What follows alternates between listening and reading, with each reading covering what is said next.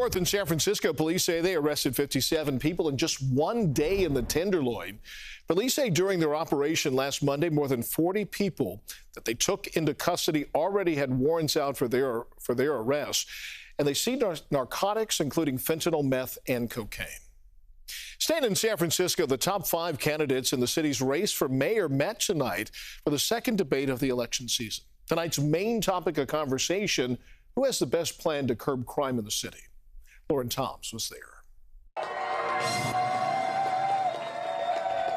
5 candidates hoping to secure the city's top spot debated in a second round Monday evening. And the hot topic was their plans for public safety. Political newcomer Daniel Lurie touted his recent experience riding along with members of SFPD, calling for more funding and increased staffing. We've seen it done well during a conference or when a foreign leader comes to town. Our streets look safe, they look clean. So we know it's possible. But we need to get them the help that they need to do their job. We need more community safety cameras. We need to be able to allow them to chase when it is safe. Community policing was a common theme that several candidates pushed, including Supervisors Aaron Peskin and Asha Safai. I have always said that public safety is a progressive value. It is one of the most important things that a government must provide. But it's not just about press releases. It's not about calls for bringing in the National Guard.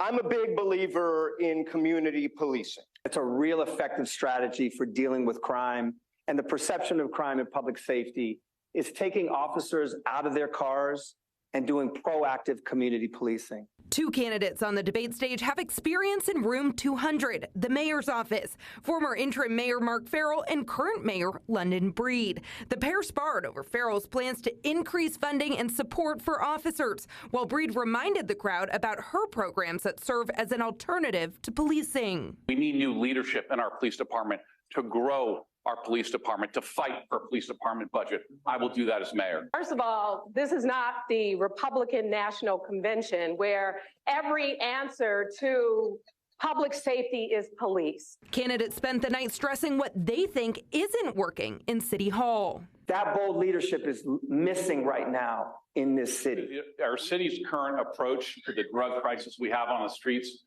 of San Francisco is not working. The City Hall insiders that are on this stage with me have built up a broken, ineffective, and corrupt City Hall bureaucracy. While Breed reminded the crowd what has worked in her 6 years in office. There's a lot of comments about what needs to be done, and the difference is I'm actually doing it. So I'm curious, you were in the audience today. Obviously, a lot of arguments about what these folks would do if they were in the mayor's office. Did it seem like one or the other sort of had any breakthrough moments, or was the most effective in sort of communicating to the crowd tonight?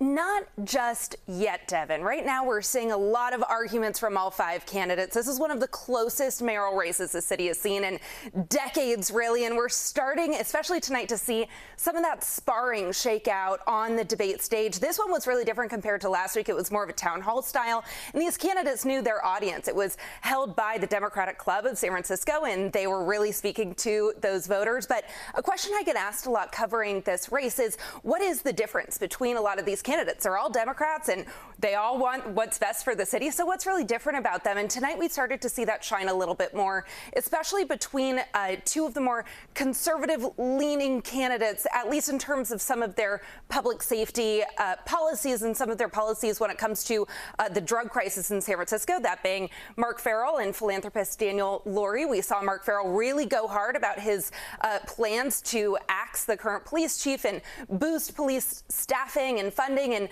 from Daniel Lurie tonight, we heard that he would even float putting ankle monitors on convicted drug dealers. So that was really the main thing that we saw shine today, and it's starting to see a little bit more of that split between these candidates.